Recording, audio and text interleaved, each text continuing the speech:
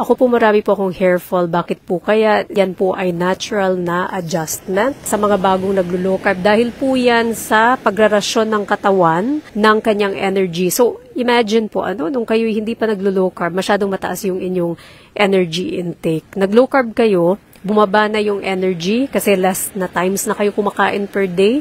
And so ngayon ang katawan kailangan matutong irasyon yung energy na yon. Kumbaga magtitipid yung katawan.